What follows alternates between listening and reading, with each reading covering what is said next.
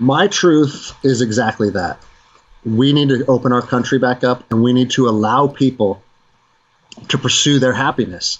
And I'll tell you why. I'll tell you what started raising red flags for me almost immediately.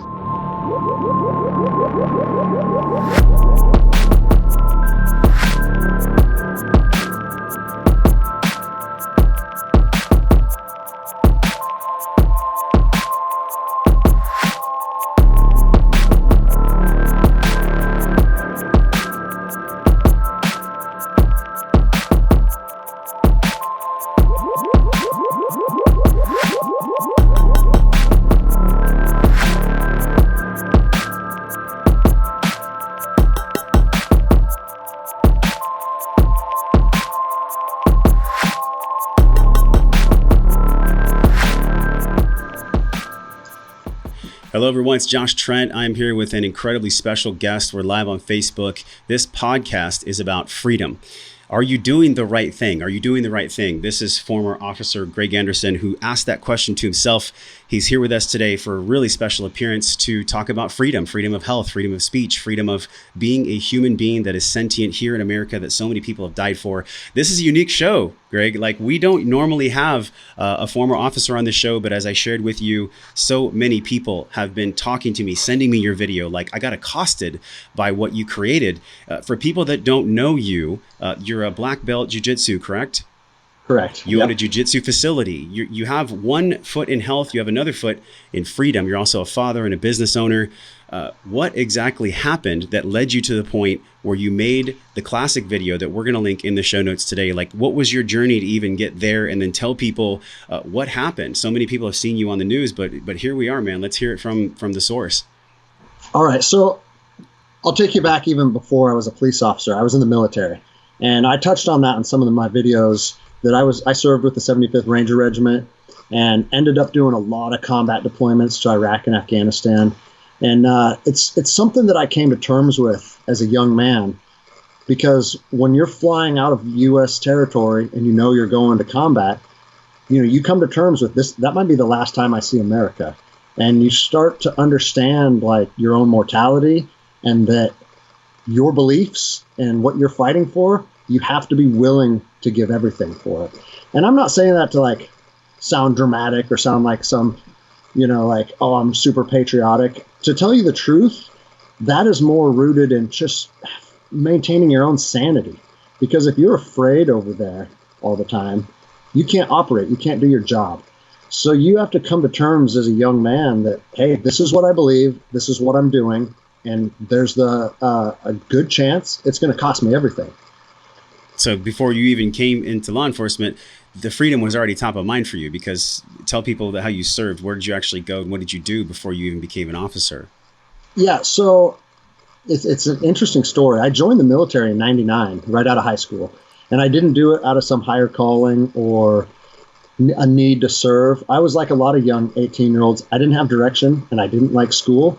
And so I was like, well, I guess the military is an option. And I looked into it. And it's just by chance. I was like, you know what? If I'm going to do this, I'm going to go and try and do one of the hardest things the Army has to offer.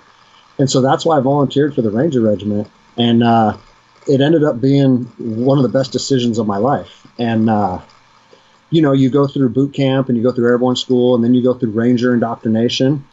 And then after that, you join the 75th Ranger Regiment if you pass. And from there, you do Ranger school. And then you start doing your deployment cycle. So, yeah, it's not like this big lifelong dream I had. It was more of just, I needed some direction, and I decided to challenge myself. And before I knew it, I was with the Rangers.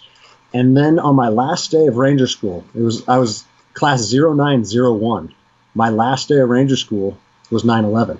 Wow. And so, yeah, how you graduate Ranger school is the last phase of Ranger school is down in Eglin Air Force Base. It's the swamp phase, where you spend 3 weeks out in the swamps. The last day, you turn in your gear, you put a parachute on, and they drop you back into Fort Benning, Georgia, and then you graduate. And we had just put our parachutes on. We were getting ready to board the aircraft, and they said, hey, everyone, drop your parachutes. Jump's been canceled. Come inside. We have something to talk about.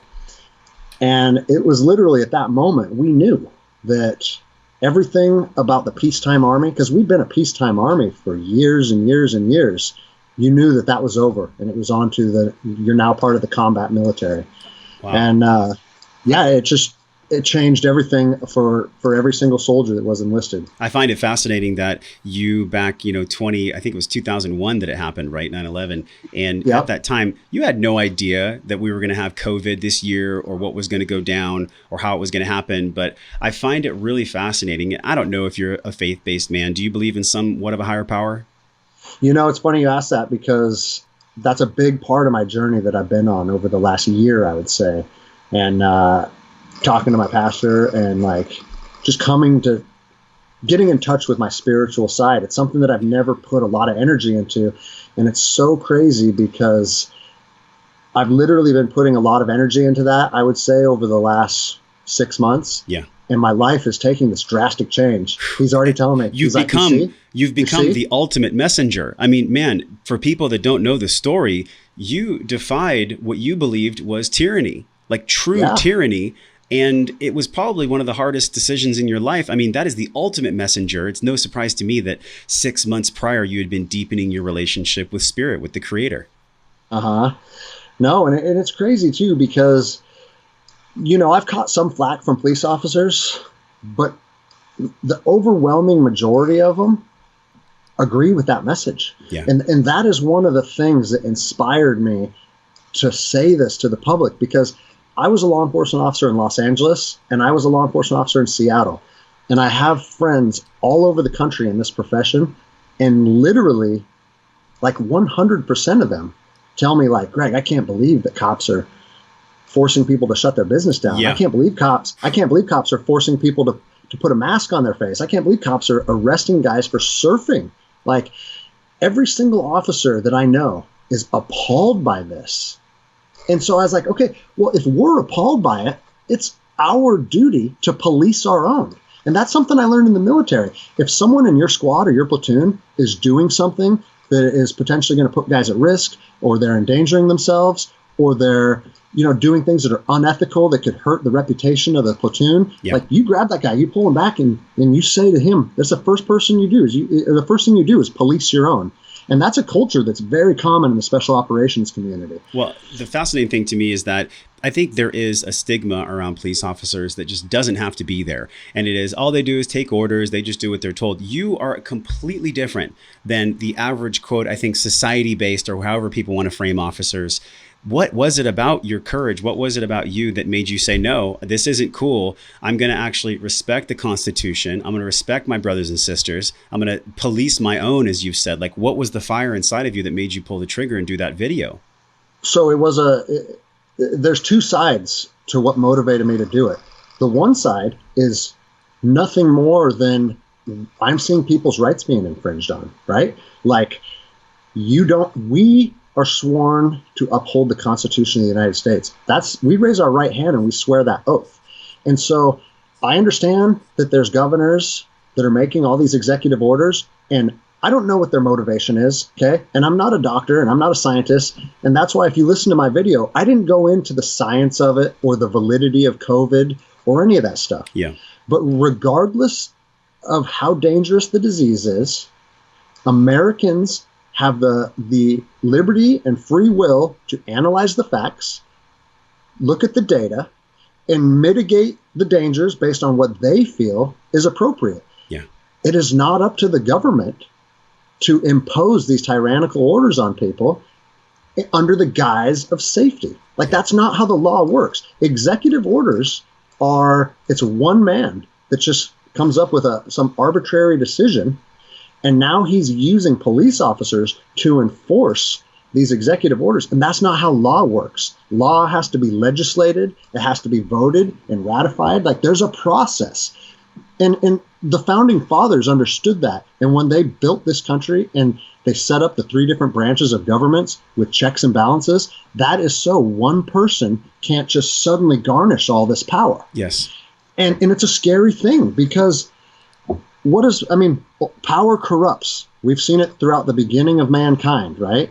And if we allow one person to just start dictating how everybody else acts, even if we're not seeing even if it's not to the level right now that raises concern, what's the next guy going to do? Or the guy after that? If we just sit back and allow it, right? So the one aspect of it was I was just so upset seeing people's rights being infringed. The other side of the coin that is equally as important, and you already touched on it, public trust with law enforcement, there's a gap, and I talk about the gap. And I feel like for the last 10 years, it's been getting bigger and bigger and bigger. Yeah. And I honestly believe that the majority of bad press and stories about how terrible law enforcement officers are, I do think they're blown out of proportion. I think the media does run with stories to make cops look like the bad guy, because from my personal experience, most police officers are good people. Yeah, I think most people are good people. It's just, like you said, like some type of power corrupts us all. And I think about in your system, I mean, most police, what do you call the police structure? Is it like an army? Is it like a regular platoon? Like what's that system called? Is it different?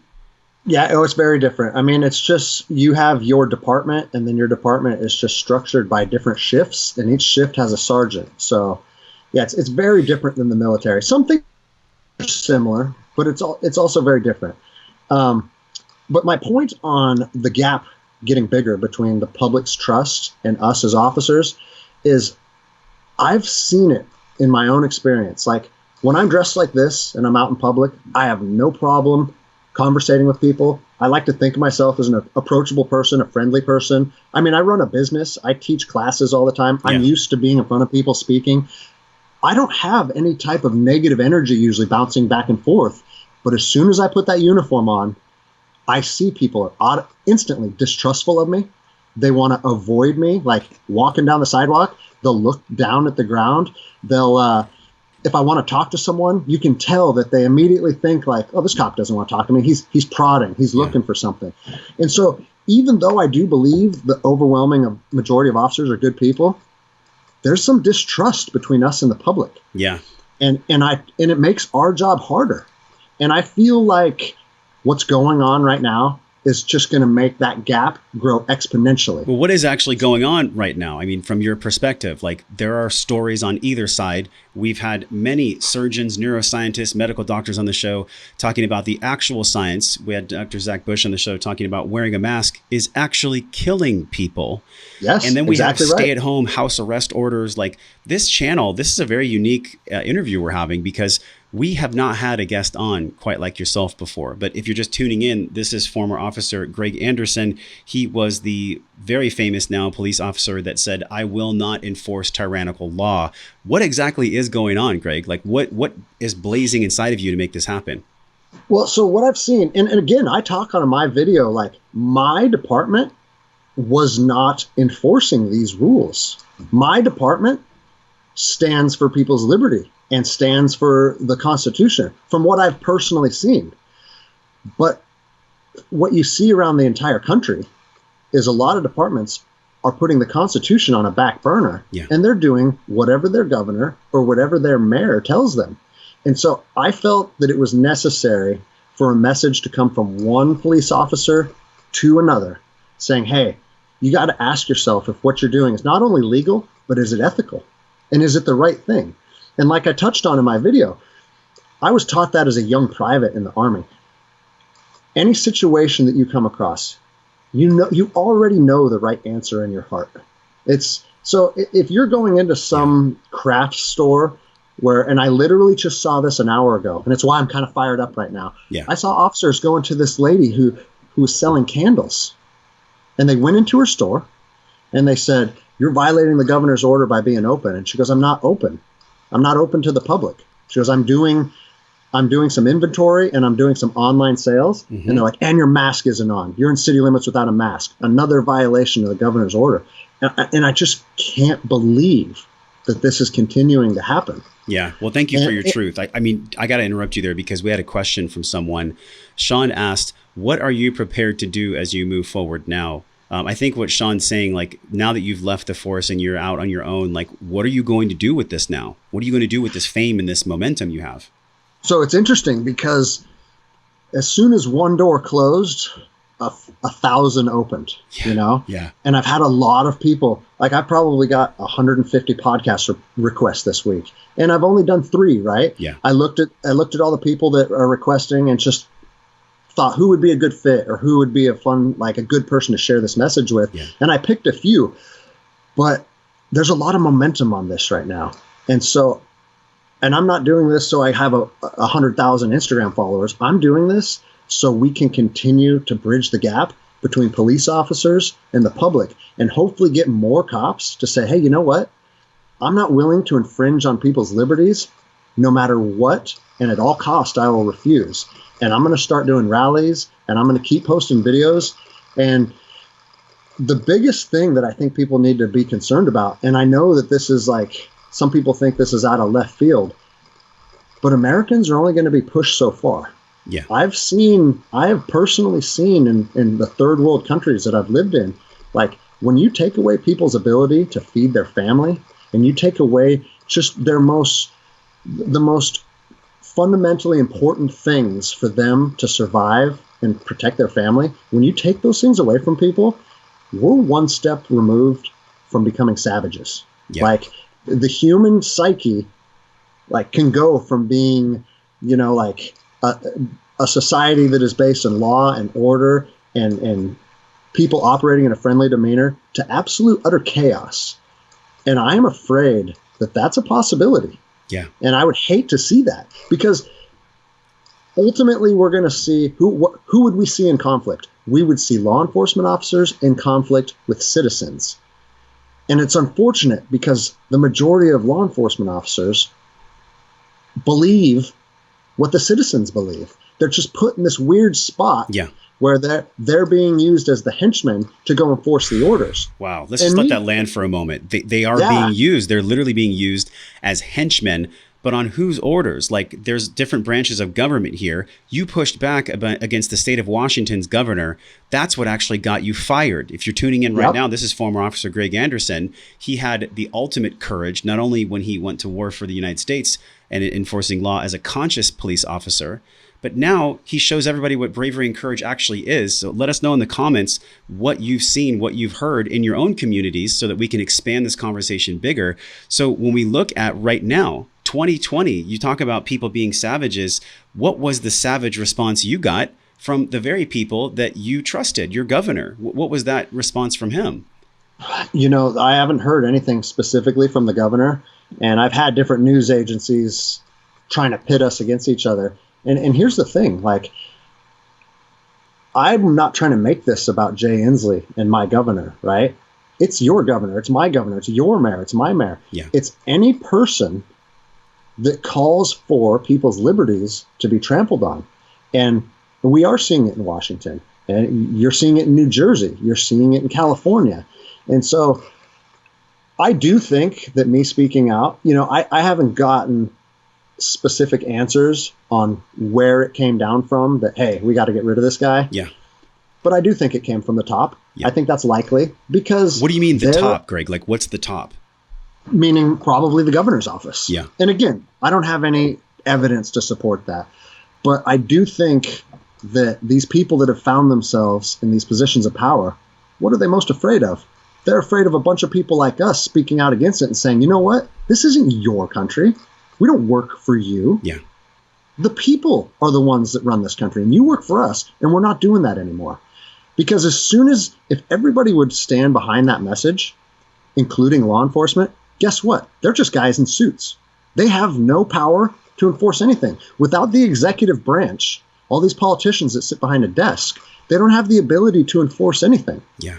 And that's what makes me go back to them using police officers as their henchmen. Not only are those police officers being put in what I would consider physical harm's way, like if you're going into someone's house and going into somebody's business and shutting them down, there's a lot of potential for that to cause violence. And the other side of that coin is, when this all gets litigated in the future, and this is looked at as one of the biggest stains in American history, who do you think they're going to come down on? Who do you think is going to get sued? Yeah. They're going to be coming down on the police officers. Yeah. So on both ends of it, the officers are the ones that are going to eat the brunt of it and be the fall guy. And in most officers' hearts, we don't support this in the first place. Wow, this is so powerful, man. I got to interrupt you again because we have a flood of comments coming in. What did other officers think? We're being engaged and people don't know it. Lena says, thank you for your service. We love that you picked this podcast. There's a question about martial law. I mean, you can tell by people's comments right now, so many of us are wondering, what in the actual hell is going on? From your perspective within law enforcement, now seeing it on the outside, what do you actually believe is happening to all of us right now? Well, if you look at what martial law is, right? Like martial law is clearly defined as an absolute, like it's absolute chaos in the streets, and they have to shut down the cities for the safety of its inhabitants. And when have we used martial law in the past? Like when Hawaii was attacked, when Pearl Harbor happened, like way back in the Battle of New Orleans. Like these are super dramatic things where people are dying, right? You don't get to take a disease that has a 0.00019% chance of being fatal if you catch it and absolutely lock down everybody's cities and and tell them that they can't go out of their house and tell them that what they have to wear on their face. Like that is not a law enforcement function. It's never been when in anybody's lives, and I've talked to my mom about this, right? And people that are in their 70s and 80s, like they're like, we've never seen anything like this in our entire lives. When in any time in American history can a cop tell you what you have to put around your face? Like we don't have that authority. Yeah. There's no laws on the books. There's nothing that exists that has been legislated that allows us to do that. And that's why I'm saying, hey, as a cop, not only should we not do that because that's infringing on people's liberties, we don't have the ability to do that. Our authority doesn't grant us that. And there's some disconnect between how law enforcement officers are supposed to and how we're legally authorized to enforce the law, and these governors and mayors that just get this idea that this is what I'm going to do now. And I'm going to have my officers enforce that. Wow. Like I've heard in California, they're going to start shutting people's water and power off if they're disobeying the executive orders. Yeah, I haven't heard that. We're here in Southern California, in San Diego area, and the energy and the conversations that we're seeing here, Greg, is about freedom, about health freedom, about personal liberty. You know, there's a phrase that's on so many of the officers' doors, and it's for the people, in service and good for the people. Now, there's a difference when you look at somebody behind a desk who possibly never enforces laws, just writes checks and gives people orders to do and put out. Those people have a disconnection. There's a fundamental disconnection between the people that are, quote, making the laws and the actual officers, like the men and women who are enforcing these laws. What were your colleagues saying? Were they on your side? I'm not kidding you. And maybe it's because people don't want to argue with me because I get passionate about this stuff. Yeah. But 100% of my coworkers are in absolute agreement with me. They cannot believe the stuff we're seeing officers do nationwide. And that's why I was compelled to talk about it in my video. I said, I understand that you got a mortgage. I do too. I understand you have babies to feed. Yeah. I do too. It doesn't matter what your financial situation is or your personal financial commitments. None of that is relevant because this is simply a matter of law, and this is simply a matter of right and wrong. And we do not have the option to go and enforce these executive orders and destroys people's livelihoods. We don't have that option. Your follow-up video touched me and touched all of us in the community. We were talking about it earlier today, and you actually said, look, I learned a long time ago when I was protecting the country that if I believe in something, I'll really die for it. I'll put my life on the line for it. And in this piece here, I mean, who knows what's going to happen, man? You know, you put up a GoFund page, you just requested support. Now it's like almost $500,000 that are thrown your way. It's an incredible amount of responsibility. Like, how are you handling that? And how are you going to use this energy, this momentum you have for our health freedom, for our personal liberty? Yeah, I can tell you the GoFundMe thing exploded 100 times more than anything we ever imagined. Well, money's energy. It doesn't shock me. It's people want to give you love. People want to support you because you're supporting us by your bravery. Yeah, and like I said before we started recording, like a lot of people are writing me and they're just saying, hey, I just wanted to throw this much money your way to support your cause. And go buy your sailboat and sail the world, like they're not expecting like me to just have a lifelong goal of being a freedom fighter or whatever it is. But I can tell you, there's been a lot of momentum gaining from this. A lot of people are appreciative of this message. Yeah. And I understand that, like, I'm not saying that I'm the guy that needs to be doing this, but as of right now, I have gained a lot of momentum and I'm committed to keeping it going and continuing to spread that message. And so, we plan on setting up our own podcasts. And so we can continuously talk about this and get this message out. I just flew to Montana to do a podcast yesterday. I'm flying down to Sacramento tomorrow morning. Like, I'm going to continue to travel and I'm going to continue to try and preach this message in the most peaceful way possible. Yeah. But the other side of that is, like, if it does go to violence at some point, I'm sworn to protect the American people and protect my family. And I don't think that is out of the realm of possibility.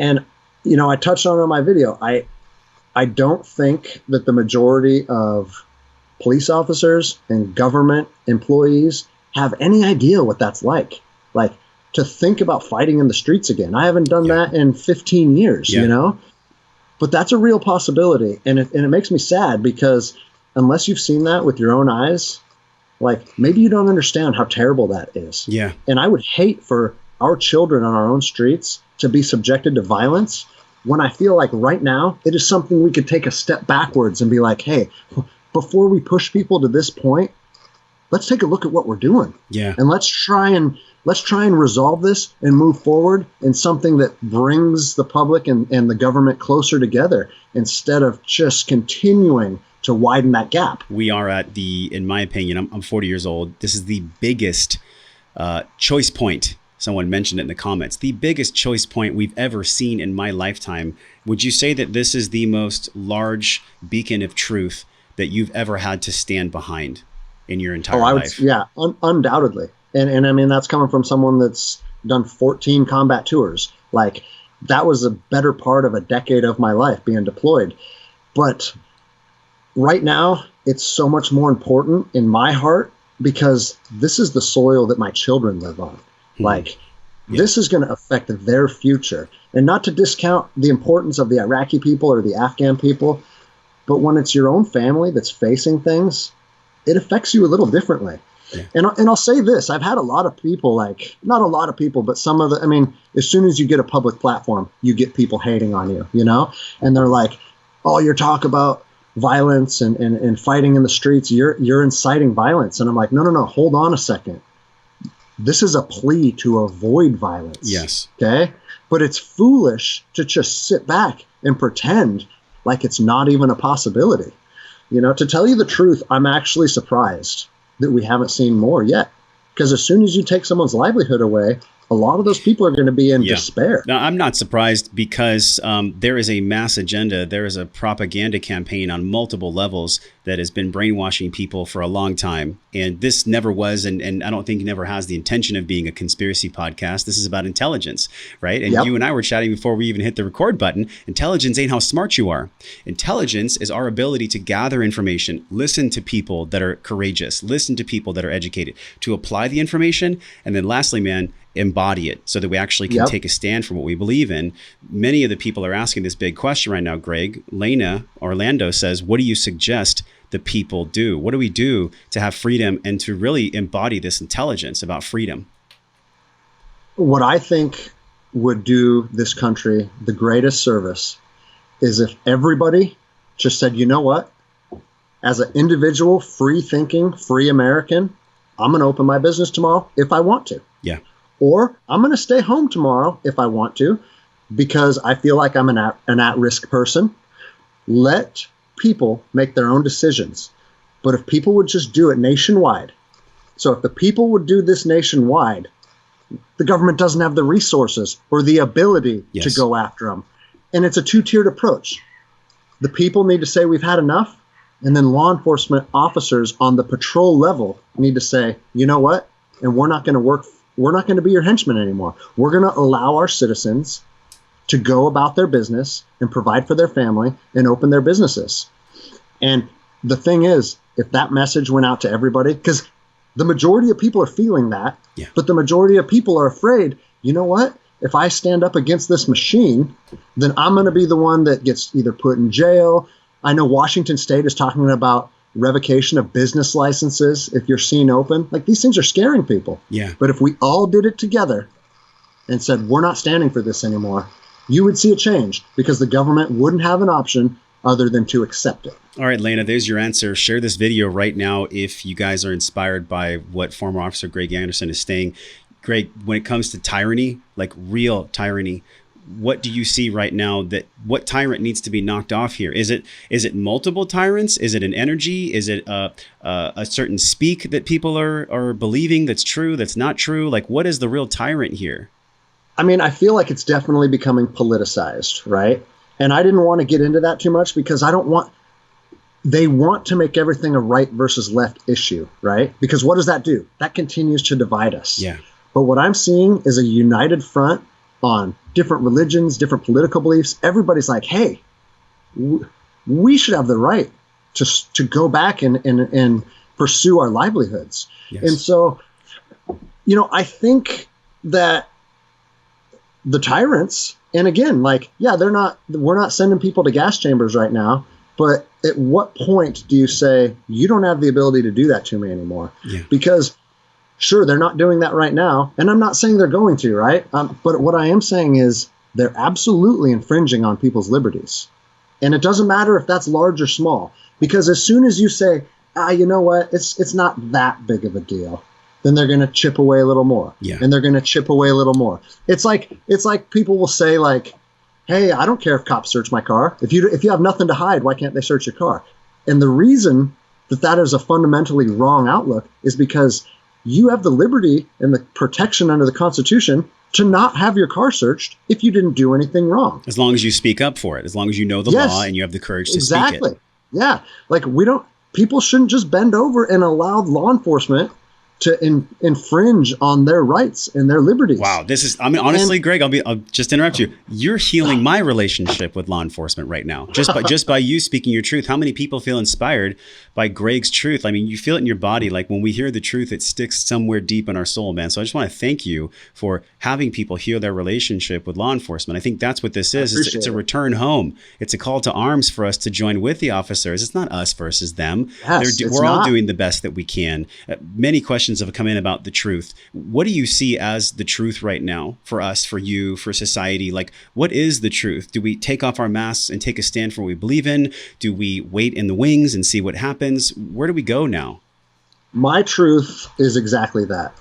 We need to open our country back up, and we need to allow people to pursue their happiness. And I'll tell you why. I'll tell you what started raising red flags for me almost immediately, okay? When this first thing kicked off, I actually closed my business because I own a jiu-jitsu academy and a CrossFit gym, right? Where people are sweating on each other, they're in close combat, you know what I mean? Like, if there's a real dangerous disease going around, that's probably something that we should take a step back from. And so I closed my business before it was mandated by the government, because as a respectable person that wants to protect my students and my team, hey guys, let's figure out what's going on and just take a few weeks off and analyze the facts, okay? But immediately, and I don't know what it was like in California, but in Washington State, immediately, everything shut down except for, and they started naming what was deemed essential from the governor's office: liquor stores, marijuana shops. And I'm pro both of those things. People, you do what you want to do, right? Yes. But you start to see a trend. Auto licensing. So like tabs for your cars, okay? The lottery. Washington State lottery was deemed essential. That got to stay open and operate. Any type of construction contract that was contracted by the government, that was deemed essential. But any private construction was deemed non-essential. And you started to see crystal clear that, anything that pads the government's pockets is somehow just arbitrarily deemed essential. And right there, they lost credibility. Yeah. Because that proved to me, you're not trying to protect people's safety. What you're trying to do is ensure that you keep making your money, but you don't care about your citizens' ability to make money and feed their family. All you care about is feeding the machine. And so right from the get-go, I was like, hey, these things aren't adding up. this is not making sense. And then you just saw it go downhill from there. Well, we had a statement actually, to play devil's advocate, because I love free speech. I want people to engage in conversation. Greg, like that's what this is about, man. And Diana said there's a real dangerous disease going around. The fact that governments don't shut down those businesses doesn't mean that there's not a pandemic going on. To that, I take a deep breath. And I respond by saying, no one is disrespecting the lives that have been lost. No one is saying that death is not one of the most challenging things that we all deal with, but it is an inevitability. And in my question for you, and what I'd love all of us to really ponder here through that deep breath that Diana was brave enough to bring up, how do we decide the lives of the few for the lives of the many? We see suicide rates going up. We see child abuse going up. We see literally health complications, domestic violence, so many things happening on the other side of the coin. At what point do we take a breath, take an honest assessment of our situation, and move forward together? It's challenging either way. Of course it is. And there's no answer, no path that we can go down where everybody's going to be safe. Yeah. Right? Like that doesn't exist. That's not reality. But by us wanting to open our businesses and restore people's livelihoods, just like you said, that's not detracting from the people that are vulnerable or the people that have gotten sick from this. Yeah. Like, anytime someone gets sick or anybody passes due to a disease, it's tragic. And I don't think by not wanting to see our entire country implode that we're being insensitive to those people. And I'll tell you this, like, I don't like to get into the medical side of things because I'm not a doctor. But my best friend on planet Earth, he was the best man at my wedding. He's been my best friend since we were 12 years old. He is a physician in Queens, New York. He has 200 COVID patients. I talk to him almost daily. And the things that you're hearing on the media versus what he's seeing, they're not matching up. That's the truth. And he told me, he's like, I see people die every day. This is a terrible disease. But he's also saying what we're being told about social distancing, what we're being told about you have to have a mask on. He's like, as a medical professional, no, I'm not seeing what's being put out on the news and what's being put out on from the governors and from the mayors. And so I'm seeing a firsthand account, both as a law enforcement officer and a firsthand account from my best friend who's literally in the epicenter of COVID. Yeah.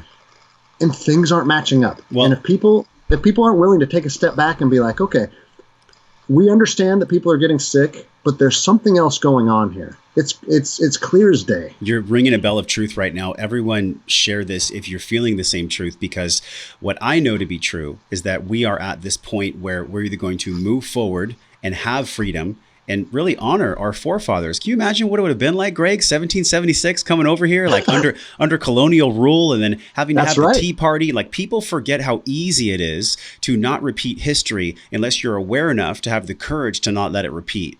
And I think that's what you represent, man. And I'm so honored that you chose this podcast, this platform, to speak your truth on. If you had some intelligence and some guidance for people that are navigating this space in their city, local, state, and even federal government, how do they navigate this process right now? What are their real rights? How do they keep their health under rights for themselves, health freedom? And what are their personal rights that you can share with us?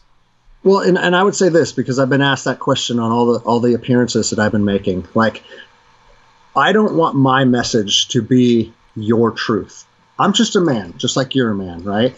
But what I'm imploring people to do is simply look at the facts and ask themselves, does this feel right in my heart? Does this seem like the right thing to do?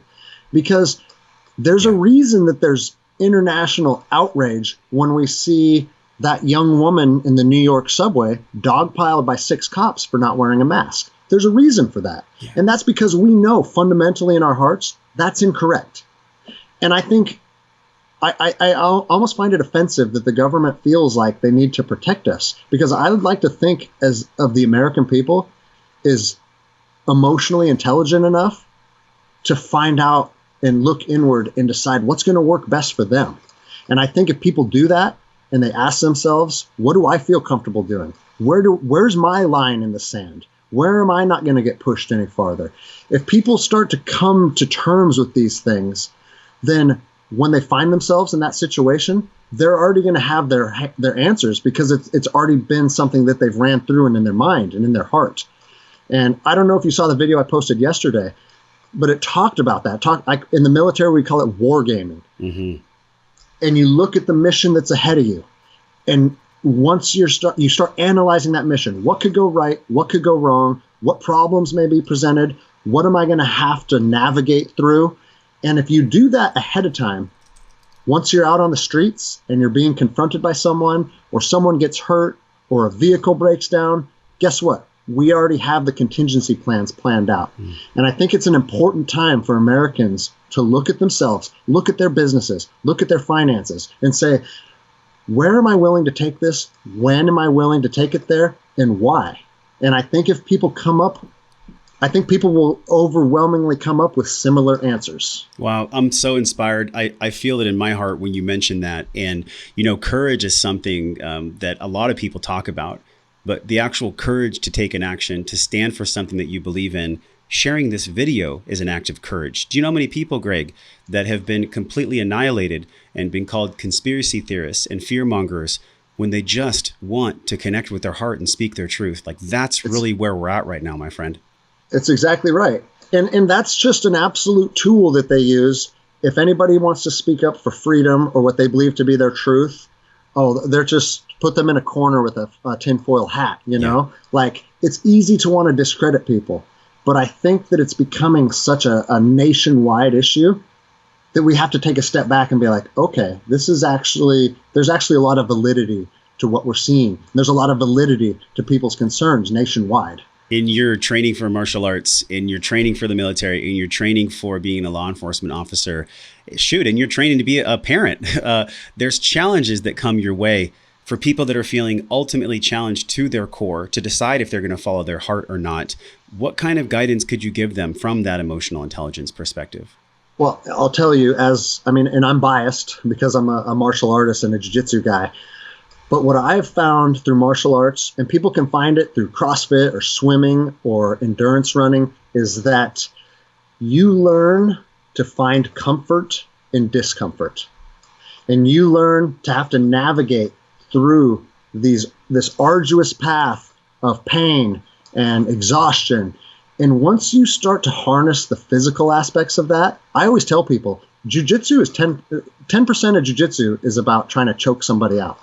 That's a very small part of it. The overwhelming aspect of what you gain as a martial artist is you learn how to navigate through life, and you learn how to confront danger. You learn how to confront discomfort. And what you'll find is you learn that in the physical, and then you start to embody that, and then that starts to be who you are, and you start to embrace that on the mental side of things and the emotional side of things. So I am an absolute proponent of physical training, because I think that is the foundation of building who you are. And once you develop strengths in that realm, it carries you over every other aspect of being a human being. We had a guest on the show and he said the body is the subconscious mind. So it's exactly what you're talking about, Greg. What an incredible conversation, man. Super grateful for what you're doing in the world. You really are a brother. Like, I know we've never met in person. We're meeting right now for the first time. Yeah. I knew it when I heard it from your mouth. And everybody that liked your video and that sent you the $500,000 and that really put you on the pedestal of truth. You're just a human like us. Separation exactly is right. an illusion. You're a brother. People that are watching this are brothers and sisters. Let's do this together. Take a stand for your freedom. Course. Greg, direct people to where they can support you and where they can connect with you more, please. So, my main platform is my Instagram. And I went from 1,000 followers to like 70K in the last couple of weeks. But it's Granderson, GR, and then my last name, Anderson, 33. And again, the 33 was because I was 33 years old when I started Instagram. I've gotten inundated with questions like, what does 33 mean? That's a secret number. I was like, Sure. No, guys, you're looking into it too much. That's all it was. It was my age. But, I invite people to get on my page and like the people we're just doing with you, start dialogues and start questions and try and understand the other side of the coin. I'm avoiding the hate because there's a lot of it. Sure. If you come at me with hate, I'm not going to put my energy into that. But if you come at me with questions, and again, I've received like probably 20,000 emails in the last week. I'm getting to what I can. I'm interacting with people that I can. but it's also overwhelming. So, I mean, it is what it is at this point. Well, look, I'm not a religious man myself, but I am a spiritual man because we're all spiritual beings. We're all figuring out what we're doing in this world to have this great human experience. And what's funny is that in the Bible, Christ was 33 when he had his moment where he taught us the biggest lesson we could all ever learn. So the fact that you said 33 and that you told me in the past 6 months your faith has deepened, it's no surprise to me, man, that you've become this messenger of truth for the people. So thank you so much for being on the show, and we will talk to everyone soon. Please share this podcast with everyone that you know that wants health freedom, that truly wants health freedom. And do I have time to say one more thing? Yeah. So a lot of people, I've been getting inundated with messages saying, we need you to be a mayor. We would like you to run for governor. We need someone like you to lead us. And I would just say to people, instead of looking to someone to lead us, because I'm not up here while you're down here. We're all on the same mission and we're all equals. Instead of looking at someone as someone that's going to be the person to lead you through this, ask yourself where your lines are. Ask yourself where you stand on it. And then we move forward together, side by side, instead of having these different tiers of who we are as people.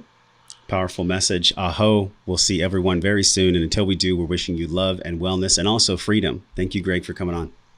Thank you so much for having me, man. Really appreciate it.